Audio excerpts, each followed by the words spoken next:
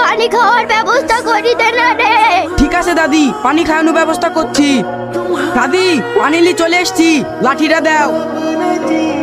এই ছোড়া, ক্যারিটা ফুটু করে পানি খা। এই এখানে কি হয়েছে রে? এত খেসা বেসা কেনে? তুমি গাড়ির উপরে কেনে? আমার গাড়িটা চাপলে বমি হয় তো, তার লাগি গাড়ি ছাদে চড়ে এসছি। এসো, খুব ভালো করিছো। নিচে তো নামবা।